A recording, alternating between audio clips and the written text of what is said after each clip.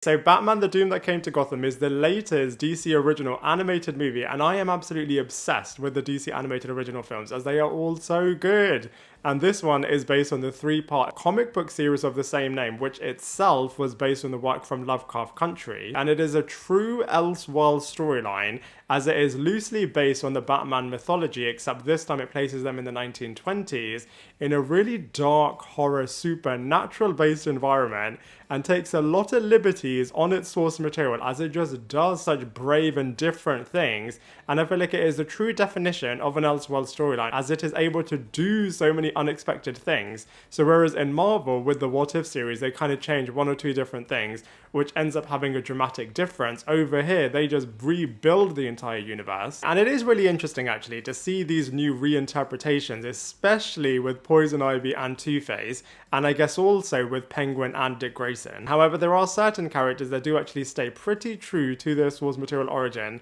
especially Alfred Pennyworth. And it is really interesting actually, as DC have given these creators so much creative freedom, so they have just changed so many things, and it is interesting actually to see what this means for the different storylines, especially the origin involving Thomas Wayne and Martha Wayne. That, as well as the origin of other characters as well, is completely changed, and it feels a little bit Shakespearean actually, as it looks at the sins of the parents and what this means in terms of the sins then having to be repaid by the kids, which I think is an interesting concept, and it just plays out in a really dark and eerie way. And as Bruce Wayne has been away from Gotham City for almost 20 years, he hasn't really been Batman in Gotham City defending it for a very long time, as instead he has been riding around in a cruise ship in the sea, and true to form he has recruited certain helpless kids and they are along with him in his voyage. And on a particular voyage, Bruce Wayne inadvertently reawakens this really evil demonic being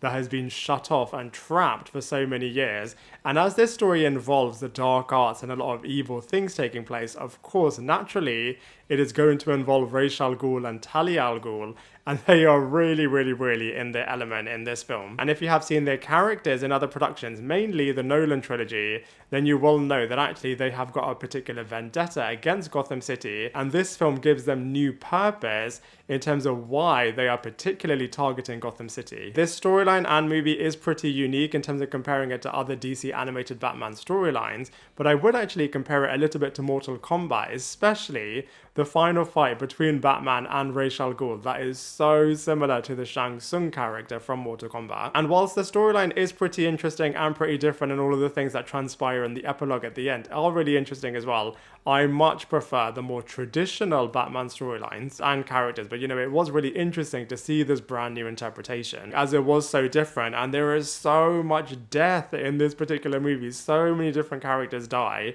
but what is true to form as well is that Bruce Wayne is just so obsessed with Gotham City and just wants to protect it at all costs and wants to kind of cleanse it of its evilness, except you could argue that other characters want to cleanse it as well, except they want to do it in a really nefarious way. And it wouldn't be a Batman storyline if it wasn't referencing things that have taken place with Martha Wayne and Thomas Wayne. And actually there was some trauma that took place with Bruce Wayne that he was suppressing for all of these years, and then when he has to access this to be able to be the solution in terms of how he is ultimately going to win the day, I thought that was really interesting. And like I said earlier on, they do take a lot of liberties with a lot of the storyline material, especially involving the older characters. And even though some of Batman's classic rogue gallery villains are in this movie, the way in which they get their powers and the way in which they are turned into their traditional selves is so different. So, you know, it was interesting to see these classic characters becoming their evil versions, except this time it happening with a bit of a twist. So, you know, overall, Batman the Doom That Came to Gotham was an interesting new interpretation of everything that we know about Batman and just turning it into a really dark supernatural storyline. And whilst I can appreciate what they did in this movie, personally, it wasn't for me. And so for all of those reasons, I'm going to give it a 4.5